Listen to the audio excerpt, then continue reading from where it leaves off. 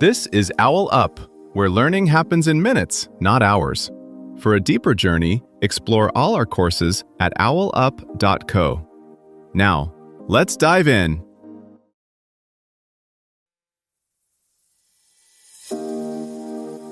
Chapter 1 of How Music Tricks Your Brain, The Psychology of Sound. The Science of Sound, How Music Reaches the Brain. In this chapter, you'll learn: identify how sound waves are converted to neural signals. Let's dive in.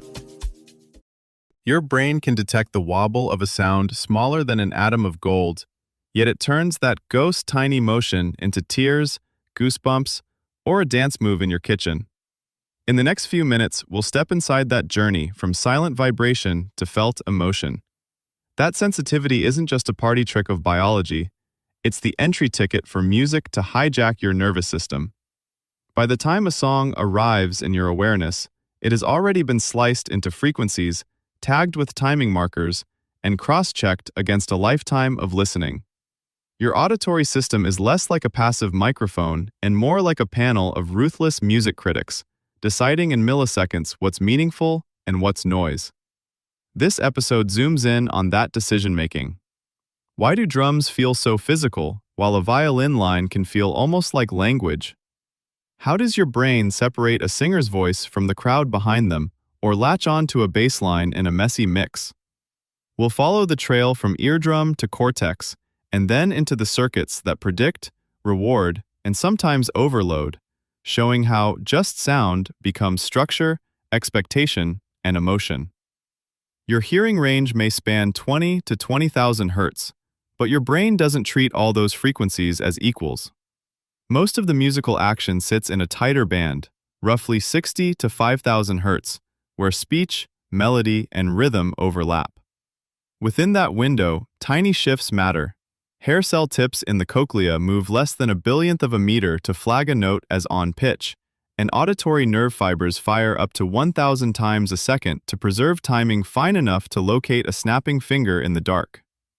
That raw precision becomes the canvas on which harmony, groove, and emotional color are painted. By the time a song reaches your inner ear, the physics part is mostly over. From here on, it's information processing.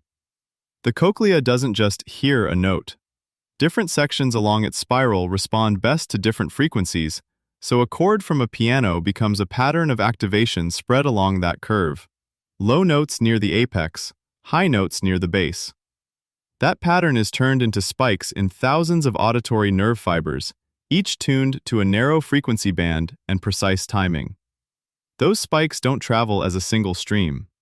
Parallel pathways pull out different features of the music. Some circuits care mostly about pitch regularity, helping you lock onto the key of a song or recognize that a singer has gone slightly sharp.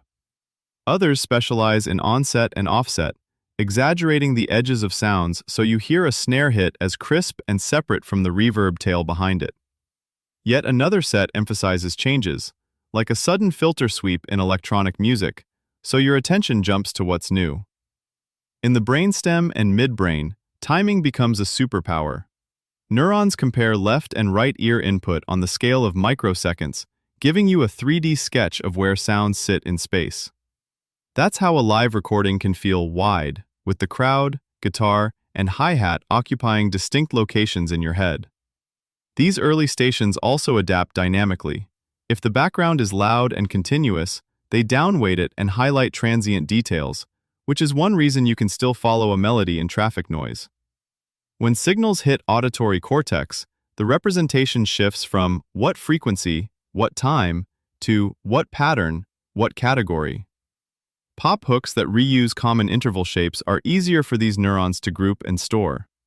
Rhythmic patterns that align closely with your brain's preferred tempos, roughly in the range of a relaxed walking pace up to a fast jog, are more likely to entrain motor areas, recruiting foot taps and head nods before you consciously decide to move. Higher still, networks that usually decode speech rhythm and prosody help disentangle vocal phrasing, while regions involved in memory and prediction track the structure of verses, choruses, and drops. The emotional contour of a track, slow build, delayed beat drop, abrupt harmonic shift, maps onto circuits that modulate dopamine in the striatum, which is why a perfectly timed modulation or bass entry can feel physically rewarding. When you get lost in a track, what's happening upstairs looks less like a single light switching on and more like a skyline lighting up district by district. One cluster of areas tracks the groove almost like a metronome with a personality. Another quietly compares what you're hearing to your history with similar songs. This is why a 4-chord pop progression can feel comfortably predictable, while a jazz reharmonization might feel tense until your brain learns its logic. Think of a playlist like a set of travel itineraries for your neural circuits. A sparse piano ballad takes a scenic local route through memory and imagery networks, whereas a dense EDM drop slams the express lanes between timing, reward, and motor regions. Live concerts add yet another detour. Crowd noise and shared movement recruit social brain systems, which can amplify chills even when the song is one you'd ignore on headphones. Over time, repeated routes get faster and smoother, which is why your favorite genre feels like coming home and a new one can feel like jet lag. A future where music reaches your brain without ears isn't sci-fi anymore. It's a roadmap. As implants grow subtler and BCIs skip straight to cortex, volume could mean how intensely patterns light up your networks, not how loud speakers are. Your playlists might double as prescriptions. One track list tuned for pain flare-ups, another for focus, another for sleep, each updated like a stock portfolio as your neural data shifts over days, months, or even moods. Your challenge this week? Treat your listening habits as a personal experiment in neural tuning. Pick 3 everyday moments: waking up, working, and winding down. For each, choose one song that reliably helps you and one that seems to clash with the moment. All week, swap between the fit and clash tracks and briefly note how your body and focus respond right then: tension, ease, distraction, clarity.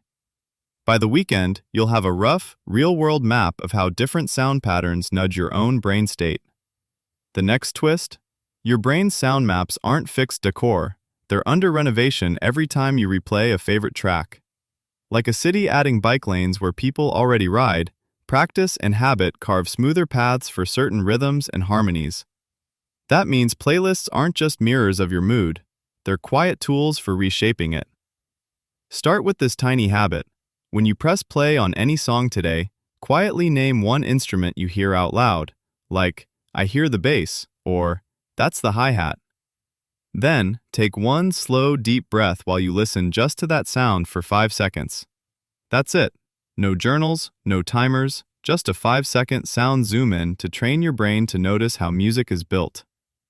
Over time, you'll start hearing layers in every track without even trying. This was OwlUp, your daily step forward. To keep learning with structured courses and more insights, go to owlup.co. Until tomorrow!